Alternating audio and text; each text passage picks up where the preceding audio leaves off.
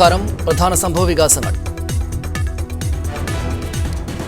Amicus curiae എതിർത്ത മാർത്താണ്ഡവർമ്മയുടെ കുടുംബത്തിന് supreme കോടതിയിൽ നിന്ന് കർശന വിമർശനം. അമിക്കസ് ക്യൂറിയെ അപമാനിക്കാൻ അനുവദിക്കില്ല. റിപ്പോർട്ട് അതീവ ഗൗരവതരം. മുഴുവൻ നിലവറകളും പൂട്ടി താക്കോൽ ജില്ലാ ജഡ്ജിയെ ഏൽപ്പിക്കണമെന്ന് അമിക്കസ് ക്യൂറി കോടതിയിൽ. സുപ്രീം കോടതിയുടെ ഇടക്കാല ഉത്തരവ് നാളെ. അഭിപ്രായ ഭിന്നതയെ തുടർന്ന് ബാർ ലൈസൻസ് വിഷയത്തിൽ KPCC സർക്കാർ ഏകോപന സമിതി യോഗത്തിൽ ഇന്നും തീരുമാനമായില്ല. 2 സ്റ്റാർ ബാറുകളുടെ ലൈസൻസ് പുതുക്കിയാൽ മതിയെന്ന് VM സുധീരൻ. 1 വർഷത്തേക്ക് ലൈസൻസ് പുതുക്കി നൽകണമെന്ന് മുഖ്യമന്ത്രി. ഒരാൾ മാത്രം മദ്യവിരുദ്ധൻ ചമയേണ്ടെന്നും യോഗത്തിൽ ഉമ്മൻചാണ്ടി. ബാർ ലൈസൻസ് കേസിൽ ജഡ്ജിയെ സ്വാധീനിക്കാൻ ശ്രമിച്ചുവെന്ന ആരോപണത്തിൽ അഭിഭാഷകനോട് ബാർ കൗൺസിൽ വിശദീകരണം തേടി. ജഡ്ജിയെ കണ്ട സാഹചര്യം വിശദീകരിക്കണമെന്ന് അഡ്വക്കേറ്റ് തപമണിയോട് ബാർ കൗൺസിൽ. മതവിദ്വേഷം വളർത്തുന്ന പ്രസ്താവന നടത്തിയതിന് BJP നേതാവ് ഗിരിരാജ് സിംഗിന് അറസ്റ്റ് വാറണ്ട്. ലോക്സഭാ തെരഞ്ഞെടുപ്പിന്റെ 6ാം ഘട്ട വോട്ടെടുപ്പ് നാളെ. പോളിംഗ് 12 സംസ്ഥാനങ്ങളിലെ 117 മണ്ഡലങ്ങളിൽ. കേരളത്തിൽ റീപോളിംഗ് നടന്ന 3 ബൂത്തുകളിൽ കനത്ത പോളിംഗ്. കസ്തൂരിരംഗൻ പ്രതിഷേധത്തിന്റെ മറവിൽ താമരശ്ശേരിയിൽ വനം വകുപ്പിന്റെ റേഞ്ച് ഓഫീസ് കത്തിച്ച കേസ് രൂപത ഇടപെട്ട് അട്ടിമറിക്കാൻ ശ്രമം. കേസിൽ പ്രതിചേർത്തവർ നിരപരാധികളാണെന്ന് താമരശ്ശേരി രൂപത ബിഷപ്പ് മാർ റെമിജിയോസ് ഇഞ്ചനാലിയലിന്റെ കത്ത്. കത്തിൽ ക്രൈംബ്രാഞ്ച് അന്വേഷണം തുടങ്ങി. പത്മനാഭസ്വാമി ക്ഷേത്ര ഭരണത്തിലെ ക്രമക്കേടുകളെക്കുറിച്ച് അമിക്കസ് ക്യൂറി റിപ്പോർട്ട് പ്രകാരമുള്ള ശുപാർശകളിൽ സുപ്രീം കോടതി നാളെ ഇടക്കാല ഉത്തരവ് പുറപ്പെടുവിച്ചേക്കും. പ്രധാനമായും 6 ശുപാർശകളാണ് അമിക്കസ് ക്യൂറി സുപ്രീം കോടതിയിൽ നൽകിയത്. അമിക്കസ് ക്യൂറി റിപ്പോർട്ടിലെ ശുപാർശകൾ ഗൗരവമേറിയതാണെന്ന് സുപ്രീം കോടതി നിരീക്ഷിച്ചു. അമിക്കസ് ക്യൂറി ഗോപാൽ സുബ്രഹ്മണ്യം ഉന്നയിച്ച ശുപാർശകളിൽ ചില കാര്യങ്ങൾ വേഗത്തിൽ നടപ്പിലാക്കണമെന്ന് സുപ്രീം കോടതി. പ്രധാനമായും 6 കാര്യങ്ങൾ എത്രയും പെട്ടെന്ന് പത്മനാഭസ്വാമി ക്ഷേത്രത്തിൽ നടപ്പിലാക്കണമെന്നാണ് അമിക്കസ് ക്യൂറി ആവശ്യപ്പെട്ടത്. ക്ഷേത്രത്തിലെ നിലവറകൾ പൂട്ടി മുദ്രവെച്ച് താക്കോൽ കൂട്ടം ജില്ലാ ജഡ്ജി അല്ലെങ്കിൽ ജുഡീഷ്യൽ കമ്മീഷൻ അംഗത്തിന് നൽകണം. കാണിക്കപ്പണം 3 ദിവസത്തിലൊരിക്കൽ ജുഡീഷ്യൽ കമ്മീഷൻ അംഗത്തിന്റെ സാന്നിധ്യത്തിൽ എണ്ണിത്തിട്ടപ്പെടുത്തണം. പത്മതീർത്ഥക്കുളം ഉൾപ്പെടെയുള്ള കുളങ്ങൾ വൃത്തിയാക്കണം. പ്രസാദമായി നൽകുന്ന പായസവും അപ്പവും കരാറടിസ്ഥാനത്തിൽ പുറത്തുനിന്ന് വാങ്ങി നൽകുന്നത് അവസാനിപ്പിക്കണം. ഒപ്പം പ്രസാദ വിതരണത്തിന് ഉപയോഗിക്കുന്ന പാത്രങ്ങളും മറ്റും വൃത്തിയാക്കണം. പണ്ടാരം വക സ്വത്ത് ക്രയവിക്രയം ചെയ്യാൻ അനുവദിക്കരുത്. തന്നെ തെളിവെടുപ്പിന് സഹായിച്ച ക്ഷേത്രം ജീവനക്കാർക്ക് പേടികൂടാതെ ജോലി ചെയ്യാൻ അവസരമൊരുക്കണം. എന്നാൽ അമിക്കസ് ക്യൂറി ഭാവനാസമ്പന്നമായ ഒരു കഥ പോലെയാണ് റിപ്പോർട്ട് നൽകിയതെന്ന് മാർത്താണ്ഡവർമ്മ കുടുംബത്തിന് വേണ്ടി ഹാജരായ അഭിഭാഷകൻ KK വേണുഗോപാൽ വാദത്തിൽ പറഞ്ഞു. അമിക്കസ് ക്യൂറി കോടതി നിയോഗിച്ച ആളാണ്. കോടതിയെ സഹായിക്കുകയും കോടതിയുടെ സുഹൃത്തുമാണ് അദ്ദേഹം. അത്തരമൊരാളെക്കുറിച്ച് മര്യാദകേടായി സംസാരിച്ചാൽ അംഗീകരിക്കാനാവില്ല. ഒരു ചെറുവിരൽ പോലും ഉയർത്താൻ ആരെയും അനുവദിക്കില്ലെന്നും കോടതി മുന്നറിയിപ്പ് നൽകി. അമിക്കസ് ക്യൂറിയെയും റിപ്പോർട്ടിനെയും ഗൗരവമായി പരിഗണിച്ച സുപ്രീം കോടതി നാളെ ഇടക്കാല ഉത്തരവ് പുറപ്പെടുവിച്ചേക്കും.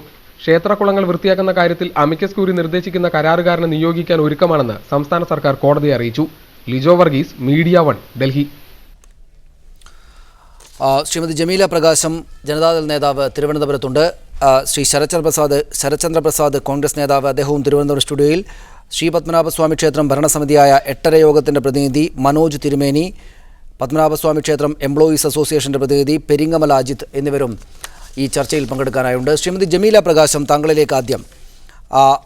ഫിക്ഷൻ എഴുത്താണ്, റിപ്പോർട്ട് തയ്യാറാക്കലല്ല അമിക്കസ് ക്യൂറിയുടെ ഭാഗത്തു നിന്നുണ്ടായത് എന്നതടക്കമുള്ള പരാമർശങ്ങളെ അതിനിശിതമായ വിമർശനത്തോടെ തള്ളിക്കളഞ്ഞിരിക്കുകയാണ് സുപ്രീം കോടതി.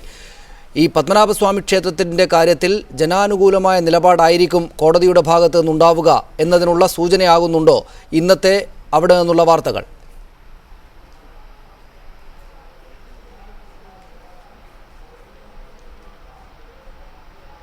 പത്മനാഭസ്വാമി ക്ഷേത്രത്തിന്റെ കാര്യത്തിൽ സുപ്രീം കോടതി സംരക്ഷിക്കാൻ ശ്രമിക്കുന്നത് ജനങ്ങളെയാണ്, ജനങ്ങളുടെ താല്പര്യത്തെയാണ്. അങ്ങനെയാണ് നമ്മൾ മനസ്സിലാക്കേണ്ടത്. സുപ്രീം കോടതിയുടെ ഒരു എമിസറി ആയിട്ടാണ്, ഒരു റെപ്രസെൻറ്റേറ്റീവ് ആയിട്ടാണ്. നമ്മൾ പറയുന്ന പോലെ ആന്റിനെ എന്ന് പറയും. അതായത് വിദൂരത്തിലിരിക്കുന്ന സുപ്രീം കോടതിക്ക് ഇവിടുത്തെ കാര്യങ്ങൾ കണ്ടും കേട്ടും നോക്കിയും ഒക്കെ മനസ്സിലാക്കാനായിട്ട് ഉള്ള ഒരു ഏജന്റായിട്ടാണ്, റിപ്പോർട്ട് ചെയ്യാനായിട്ട് അമിക്കസ് ക്യൂറിയുടെ വന്നതെന്നാണ് ഞങ്ങളൊക്കെ മനസ്സിലാക്കുന്നത്. പലപ്പോഴും പല സ്ഥലങ്ങളിലേക്ക് അമിക്കസ് ക്യൂറി അയച്ചിട്ടുണ്ട്. അങ്ങനെ അമിക്കസ് ക്യൂറിയുടെ ഒരു റിപ്പോർട്ട് സമർപ്പിച്ചപ്പോൾ അതിൽ പറയുന്ന കാര്യങ്ങൾ ശരിയല്ല എന്നുണ്ടെങ്കിൽ അതിനെ വെറുതെ കണ്ണുമടച്ചെതിർക്കാതെ അതിനെതിരായിട്ടുള്ള തെളിവ് കൊടുക്കാമല്ലോ എല്ലാവർക്കും. അതിനെന്തുകൊണ്ട് മുന്നോട്ട് വരുന്നില്ല? ആ കാര്യത്തെപ്പറ്റി നമ്മൾ ആലോചിക്കണം. വെറുതെ അമിക്കസ് ക്യൂറി അതിരുവിട്ടു, അമിക്കസ് ക്യൂറി വെറും ഒരു താഴ്ന്ന നിലയിൽ പെരുമാറി എന്നൊക്കെ പറയുന്നതിന് മുമ്പ് അമിക്കസ് ക്യൂറി പറഞ്ഞിരിക്കുന്ന കാര്യങ്ങളിൽ ഏതൊക്കെയാണ് ശരിയല്ലാത്തത് എന്നുണ്ടെങ്കിൽ നമ്മുടെ കയ്യിൽ ശരിയായ തെളിവുകൾ ഉണ്ടെങ്കിൽ അത് കൊടുത്തിട്ട് ഇത് തെറ്റാണെന്ന് സ്ഥാപിക്കാമല്ലോ. അതിന് മുന്നോട്ട് വന്നാൽ മതിയല്ലോ. അപ്പോ നമ്മൾ മനസ്സിലാക്കേണ്ടത് വെറുതെ ഇങ്ങനെ കാടടച്ച് വെടിവെക്കുന്നത് പോലെ ഇതിനെ എതിർക്കാൻ വേണ്ടി മാത്രമാണ് പലരും ശ്രമിക്കുന്നത്. ഈ റിപ്പോർട്ട് ഏതെല്ലാം തലങ്ങളെയാണോ സ്പർശിച്ചിരിക്കുന്നത്, ഇതൊക്കെ അതീവ ഗുരുതരമായിട്ടുള്ള കാര്യങ്ങളാണ്. എന്നെ പോലെയുള്ള ആളുകൾ വളരെ നേരത്തെ തന്നെ ഈ സമ്പദ്ശേഖരം ഇവിടെ ഉള്ളിൽ അടച്ചു വെച്ചിരുന്നത് വെളിപ്പെട്ടപ്പോൾ തന്നെ ഞങ്ങൾ ഇതെല്ലാം പറഞ്ഞു തുടങ്ങിയിട്ടുള്ളതാണ്. ഇതിലടങ്ങിയിട്ടുള്ളത് 2 കാര്യങ്ങളാണ്. എപ്പോഴും ഞാനത് പറയുന്നതാണ്. ഒന്ന്, ക്ഷേത്രത്തിന്റെ ദൈനംദിന ഭരണം, അതൊരു വശത്ത്, അത് വീഴ്ചയില്ലാതെ ഏത് രീതിയിലാണോ അത് ഉദ്ദേശിച്ചിട്ടുള്ളത് ആ രീതിയിൽ നടത്തുക. കാര്യക്ഷമമായിട്ട് ആത്മാർത്ഥതയോടുകൂടി 100% പക്വതയോടുകൂടി ആളുകൾ അത് കൈകാര്യം ചെയ്യുക. അടുത്തത്, ഈ നിലവറയ്ക്കുള്ളിൽ നിന്നും വീണ്ടെടുത്തിരിക്കുന്ന സമ്പദ്ശേഖരം, ഈ സമ്പദ്ശേഖരത്തിന്റെ സുരക്ഷയും അതിന്റെ ധനകാര്യ മാനേജ്മെന്റും എങ്ങനെയാണെന്നുള്ളതിനെ പറ്റി സർക്കാർ എത്രയും പെട്ടെന്ന് തീരുമാനിക്കുക. ഇപ്പൊ തന്നെ ഇന്ന് ഞാൻ രാവിലെ ഒരു ചാനലിൽ കാണുകയുണ്ടായി, സർക്കാർ പറഞ്ഞിരിക്കുന്നു ഈ സമിതികളിൽ സർക്കാരിന് പങ്കാളിത്തം വേണം, പ്രാതിനിധ്യം വേണമെന്ന്. വളരെ പണ്ടേ തന്നെ ഇത് ആവാമായിരുന്നല്ലോ. ഇപ്പൊ എന്തിനാണ് ഈ പറഞ്ഞ കാര്യം 2.5-3 വർഷം മുമ്പ് സർക്കാർ ഇങ്ങനെ ഒരു സ്റ്റാൻഡ് എടുത്തിരുന്നുവെങ്കിൽ എല്ലാവർക്കും വളരെ ഉപകാരമാവുമായിരുന്നു. ഇതിപ്പോ നമ്മുടെ തലസ്ഥാനത്ത് ഏറ്റവും പ്രധാനപ്പെട്ട പൈതൃക സ്ഥാനത്ത് ഇപ്രകാരത്തിൽ ഒരു തീവെട്ടിക്കൊള്ള പോലെ എന്നാണ് ആളുകൾ ഇപ്പൊ ഇതിനെപ്പറ്റി പറയുന്നത്. നട്ടുച്ചയ്ക്ക് നടത്തുന്ന തീവെട്ടിക്കൊള്ള, അങ്ങനെയാണ് ഇതിനെപ്പറ്റി ഇപ്പൊ പലരും തമാശ രൂപത്തില് കളിയാക്കിയൊക്കെ പറഞ്ഞു കാണുന്നത്. ഇത്തരം ഒരു കാര്യത്തിന് വഴിവെച്ചതിന് സംസ്ഥാന സർക്കാരിന് അങ്ങേയറ്റത്തെ പങ്കുണ്ട്. അത് വളരെ നിർഭാഗ്യകരമായി പോയി എന്നാണ് എനിക്ക് പറയാനുള്ളത്. ഈ പ്രശ്നത്തിന് കൊടുക്കേണ്ട ഗ്രാവിറ്റി, ഈ പ്രശ്നത്തിന് കൊടുക്കേണ്ട ഗൗരവം അവർ കൊടുക്കേണ്ട സമയത്ത്. അതാണ് ഇത്രയും മോശപ്പെട്ട ഒരു പരിസ്ഥിതിയിലേക്ക് ഈ കാര്യങ്ങളെ കൊണ്ടുചെന്നെത്തിച്ചത്. ഇക്കാര്യം പറയുമ്പോൾ ഒരു MLA എന്നുള്ള രീതിയിൽ, ജനപ്രതിനിധി എന്നുള്ള രീതിയിൽ എനിക്കിത് പറയാൻ വിഷമമുണ്ട്. ഞാൻ സർക്കാരിനെ കുറ്റപ്പെടുത്താൻ വേണ്ടി പറയുകയല്ല. സർക്കാർ വളരെ മുമ്പേ തന്നെ ഈ സുരക്ഷാ ക്രമീകരണങ്ങളും ഈ ധനകാര്യ മാനേജ്മെന്റും സർക്കാർ ഇന്ന രീതിയിൽ ചെയ്യാൻ ഉദ്ദേശിക്കുന്നുവെന്ന് സുപ്രീം കോടതിയെ അറിയിച്ചുകൊണ്ട് രംഗത്ത് വരണമായിരുന്നു. ഇക്കാര്യം സർക്കാർ കയ്യിലെടുക്കണമായിരുന്നു. ഇതാണ് എനിക്ക് പറയാനുള്ളത്. ഞാൻ തിരിച്ചു വരാം താങ്കളിലേക്ക്. ശ്രീ ശരത്ചന്ദ്ര പ്രസാദ്, സർക്കാരിന്റെ വീഴ്ച അത് കുറ്റകരമായതാണ് എന്നത് ഇതിനകം തന്നെ വിമർശിക്കപ്പെട്ടിട്ടുണ്ട് നിരവധി തവണ. അമിക്കസ് ക്യൂറിയും സുപ്രീം കോടതിയും എടുക്കുന്ന നിലപാടുകൾ, സുപ്രീം കോടതിയുടെ പൂർണ്ണമായ നിലപാട് നാളെ ഇടക്കാല ഉത്തരവിലൂടെ വരികയുള്ളൂ. പക്ഷേ അത്രമേൽ ശക്തമായ നിലപാടെടുക്കേണ്ടുന്ന വിഷയത്തിൽ സംസ്ഥാന സർക്കാർ പിന്നോട്ടടിച്ചു നിന്നു എന്നതിന് സർക്കാരിനു കൂടെ ഇത്തരം ക്രമക്കേടുകളിൽ പങ്കുണ്ട് എന്ന വിധത്തിൽ പോലും വിമർശിക്കപ്പെടുന്നുണ്ട്. സർക്കാർ ഇതുവരെ പുലർത്തി വന്ന ദുർബലമായ നിലപാട് സ്വീകരിക്കൽ കുറ്റകരമായതല്ലേ? എന്തുകൊണ്ടതുണ്ടായി? ഒരിക്കലുമല്ല, സർക്കാർ ദുർബലമായ നിലപാടുകൾ ഒരിക്കലും സ്വീകരിച്ചിട്ടില്ല. ക്ഷേത്രത്തിന്റെ നിലവറയിൽ കോടിക്കണക്കിന് രൂപയുടെ സ്വത്ത് കണ്ടെത്തുന്ന ഒരു സാഹചര്യത്തിൽ ഇതൊരു മതേതര ജനാധിപത്യ ഗവൺമെന്റാണ്. വിശ്വാസികളുടെ വിശ്വാസങ്ങളെ ഹനിച്ചുകൊണ്ട് ഗവൺമെന്റിന് ഒരു തീരുമാനമെടുക്കാൻ കഴിയില്ല എന്ന് ഉള്ള നിലപാടിൽ ഗവൺമെന്റ് ഇപ്പോഴും ഉറച്ചു നിൽക്കുകയാണ്. വിശ്വാസികൾ എന്ന് പറയുന്ന പത്മനാഭസ്വാമി ക്ഷേത്രത്തിന്റെ ആചാരാനുഷ്ഠാനങ്ങളും എത്രയോ വർഷങ്ങളായി അനുവർത്തിച്ചു വരുന്ന അവിടുത്തെ ഒരു ആചാരങ്ങളെ ഒരു ഗവൺമെന്റിന്, ഒരു രാഷ്ട്രീയമായി തിരഞ്ഞെടുക്കപ്പെട്ടു വന്നിരിക്കുന്ന ഒരു ഗവൺമെന്റിന് ഒരിക്കലും അങ്ങനെ അനാവശ്യമായി ഇടപെട്ട് അവിടെയുള്ള നിലവിലുള്ള സംവിധാനത്തെ അട്ടിമറിക്കാനോ തുരങ്കം വയ്ക്കാനോ കഴിയില്ല. പക്ഷെ അവിടെ ഇത്രയും ലോക ശ്രദ്ധ ആകർഷിക്കുന്ന തരത്തിൽ ധനശേഖരം അവിടെ ഉണ്ട് എന്ന് കണ്ടപ്പോൾ ഗവൺമെന്റ് എടുക്കേണ്ട സെക്യൂരിറ്റി മെഷേഴ്സ് മുഴുവൻ ഗവൺമെന്റ് എടുത്തിട്ടുണ്ട്. പെട്ടെന്നൊരു ക്ഷേത്രത്തിനകത്ത് പോലീസിന്റെ സംരക്ഷണം ഏർപ്പാട് ചെയ്യുന്ന സമയത്ത് ഒരുപാട് പരിമിതികളുണ്ടാകും. പക്ഷേ ആ പരിമിതികൾക്കകത്ത് നിന്നുകൊണ്ട് തന്നെ വിശ്വാസികളായിട്ടുള്ള പോലീസുകാർ തന്നെയാണ് പലപ്പോഴും ഇങ്ങോട്ട് ഞങ്ങളുടെ ചോയ്സ് ഇവിടെ ഉണ്ട് എന്ന് പറഞ്ഞിട്ട് പോലീസുകാർ സേവനം നടത്താൻ, ക്ഷേത്രത്തിൽ സേവനം നടത്താൻ ചോദിച്ചു വന്നിട്ടുണ്ട്. ആ അർത്ഥത്തിൽ ഗവൺമെന്റ് ഈ ക്ഷേത്ര സംരക്ഷണത്തിന് വേണ്ടിയുള്ള എല്ലാ കാര്യങ്ങളും ചെയ്തിരുന്നു. ഇത് ജമീല ഇബ്രാഹിം പറയുന്നത് പോലെ ആദ്യമേ ഗവൺമെന്റ് എന്തുകൊണ്ട് ഇങ്ങനെ പറഞ്ഞ, ഗവൺമെന്റിന്റെ യഥാർത്ഥത്തിൽ ഗവൺമെന്റിന്റെ ഇതുമായി ബന്ധപ്പെട്ടുള്ള നിലപാടെന്ന് പറയുന്നത് രാജകുടുംബവുമായി ബന്ധപ്പെട്ട് അവർക്ക് ഉള്ള ഒരു ബന്ധത്തെ നിലനിർത്തിക്കൊണ്ട് പോവുക എന്നുള്ളത് തന്നെയാണ് ഗവൺമെന്റിന്റെ ഔദ്യോഗികമായ നിലപാട്. അതിനിപ്പോഴും മാറ്റം വന്നിട്ടില്ല. ആ ക്ഷേത്രാചാരങ്ങളെ ഹനിച്ചുകൊണ്ട് ഗവൺമെന്റ് മുന്നോട്ട് പോകാൻ ഉദ്ദേശിക്കുന്നില്ല.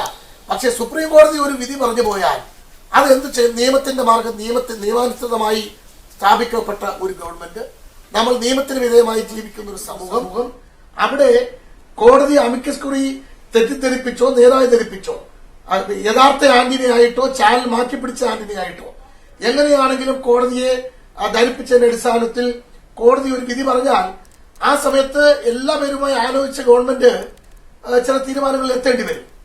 ഇപ്പോൾ യഥാർത്ഥത്തിൽ ഗവൺമെന്റ് നിലപാടെന്ന് പറയുന്നത് നിലവിലുള്ള സംവിധാനം അത് വിശ്വാസികളുടെ വിശ്വാസങ്ങളെ അലിക്കാത്ത രീതിയിൽ കൊണ്ടുപോകണം എന്നുള്ളത് തന്നെയാണ്. ഞാൻ തിരിച്ചു വരാം താങ്കളിലേക്ക്. ശ്രീ മനോജ് തിരുമേനി, ശേഖരിക്കപ്പെട്ട സ്വത്തിൻ്റെ വലുപ്പം കൊണ്ട് മാത്രമല്ല അവിടെ നടക്കുന്ന കുറ്റകൃത്യങ്ങളുടെ വലുപ്പം കൊണ്ട് തന്നെ ആളുകളെ ഞെട്ടിക്കുന്ന വിധത്തിലായിട്ടുണ്ട് ശ്രീപത്മനാഭസ്വാമി ക്ഷേത്രം അവിടെ നടക്കുന്ന കാര്യങ്ങളും. ഇനിയിപ്പോൾ ഈ ഘട്ടത്തിലെങ്കിലും, നാളെ ഇപ്പോൾ ഉത്തരവ് വരും എങ്കിൽ പോലും ഈ ഘട്ടത്തിലെങ്കിലും അമിക്കസ് ക്യൂറി ചൂണ്ടിക്കാണിച്ചിരിക്കുന്ന വസ്തുതകൾ പരിഗണിച്ച് ഇതുവരെ അവിടെയുള്ള ഭരണ സംവിധാനങ്ങളിൽ നിന്ന് ആളുകൾ പിന്നോട്ട് മാറുക, അതിൽ മാർത്താണ്ഡവർമ്മയുടെ കുടുംബക്കാർ ഉൾപ്പെടെയുള്ളവർ ആളുകൾ പിന്നോട്ട് മാറി ക്ഷേത്രം ഒരു പൊതു സ്വത്താണ്, അതിനകത്ത് ശേഖരിക്കപ്പെട്ടിരിക്കുന്ന ധനം, സ്വർണം, മറ്റ് സ്വത്തുക്കളെല്ലാം നാട്ടുകാരുടെ ആകെ പൊതുസ്വത്താണ് എന്ന നിലപാട് സ്വീകരിച്ച് പിന്നോട്ട് മാറുകയല്ലേ താങ്കൾ പ്രതിനിധീകരിക്കുന്ന സംഘടനയടക്കമുള്ള സംവിധാനമടക്കമുള്ളവർ ചെയ്യേണ്ടത്? അതിന് വഴങ്ങുകയല്ലേ ഒരു കാലത്ത് രാജാക്കന്മാരായിരുന്ന മാർത്താണ്ഡവർമ്മയുടെ കുടുംബക്കാരടക്കം ചെയ്യേണ്ടത്? ഇതില് ഞാനിപ്പോ ഇവിടെ വന്നിട്ടുള്ളത് എട്ടരോഗത്തിന്റെ പ്രതിനിധിയായിട്ടാണ്. അപ്പൊ പല ആളുകൾക്കും സമൂഹത്തിലുള്ളവർക്ക് പലർക്കും എട്ടരോഗം എന്താണെന്നുള്ള അറിയില്ല. ശ്രീ പത്മനാഭസ്വാമി ക്ഷേത്രത്തിന്റെ ചരിത്രത്തിലേക്ക് തിരിഞ്ഞു നോക്കിയാൽ എഴുതപ്പെട്ട ഹിസ്റ്ററി, ചരിത്രം എന്ന് പറയുന്നത് ഏകദേശം 1000 വർഷത്തോളം ഉള്ള റെക്കോർഡഡ് ഹിസ്റ്ററി നമുക്ക് കിട്ടും. ഈ റെക്കോർഡഡ് ഹിസ്റ്ററി ആയിട്ടുള്ള 1000 വർഷത്തോളം ഉള്ളതിൽ മുഴുവനും നിറഞ്ഞു നിൽക്കുന്ന ഒരു സംഘമാണ് എട്ടരോഗം. ഈ എട്ടരോഗത്തിൽ പെട്ടതാണ് രാജാവ്. 7 കുടുംബങ്ങൾക്ക് ഒരു യോഗവും 3 കുടുംബങ്ങൾക്ക് അരയോഗവും ചേർന്ന് ഒരു യോഗം എന്ന് വെച്ച് കഴിഞ്ഞാൽ ഒരു വോട്ട്.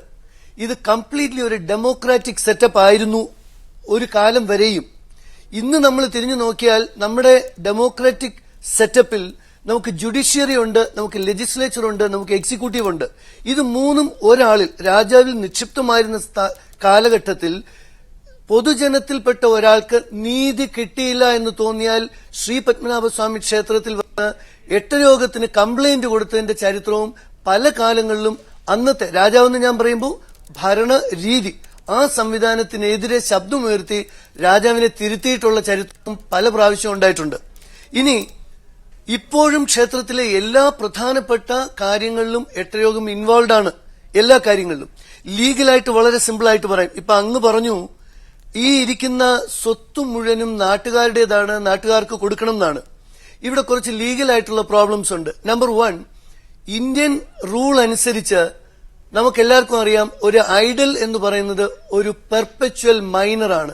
18 വയസ്സ് തികയാത്തൊരു കുട്ടിക്ക് സ്വത്തുണ്ടെങ്കിൽ അത് വിൽക്കാനോ അത് ക്രയവിക്രയം ചെയ്യാനോ പാടില്ലാതെ അത് നോക്കി നടത്താനുള്ള ഒരാളാണ് ട്രസ്റ്റി. അതിന് മലയാളത്തിൽ ഊരായ്മക്കാര് എന്ന് പറയും.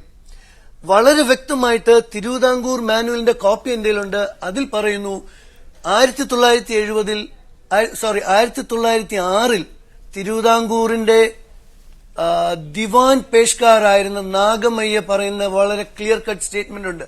The temple enjoys an annual income of 75,000 rupees per year. It is completely independent of the Sarkar. Shri Manoj തിരുമേനി താങ്കൾ നേരത്തെ തന്നെ പറഞ്ഞു ഒരു കാലം വരെയും എന്നൊരു വാക്ക് താങ്കൾ പറഞ്ഞു. ആ കാലം കടന്നുപോയി. പാലത്തിനടിയിലൂടെ ഒരുപാട് വെള്ളം ഒഴുകിപ്പോയി. മനോജ് തിരുമേനിക്കും ഈ ഇരിക്കുന്ന എനിക്കും ഈ മാർത്താണ്ഡവർമ്മയുടെ കുടുംബക്കാർക്കുമൊക്കെ ഒരൊറ്റ അവകാശം മാത്രമുള്ള ഒരു ജനാധിപത്യ സമൂഹത്തിലാണ് നിങ്ങളും ഞാനും ഒക്കെ ജീവിക്കുന്നത്. അവിടെ ഇപ്പറയുന്ന വസ്തുതകൾക്കൊന്നും യാതൊരു പ്രസക്തിയുമില്ല. അതിപ്പോൾ ഒരു പൊതു സ്വത്താണ്. അതിനകത്ത് നിങ്ങൾക്ക് ഒരു കാലത്ത് നിങ്ങൾ അവിടുത്തെ മഹാരാജാക്കന്മാരായിരുന്നു എന്നൊക്കെ അവകാശപ്പെടുന്ന ആളുകൾക്ക് ഇനി അങ്ങോട്ടത് ആ അവകാശം കൊണ്ടു നടക്കാൻ പറ്റില്ല എന്നാണ് അമിക്കസ് ക്യൂറി പറഞ്ഞിരിക്കുന്നത്. അതിന് വഴങ്ങുകയാണ് ഈ ജനാധിപത്യ സമൂഹത്തിൽ നിങ്ങളും ഒരു കാലത്ത് രാജാക്കന്മാരായിരുന്ന മാർത്താണ്ഡവർമ്മയുടെ കുടുംബക്കാരും ചെയ്യേണ്ടത് എന്നതായിരുന്നു എൻ്റെ ചോദ്യം. അങ്ങനെയല്ലേ?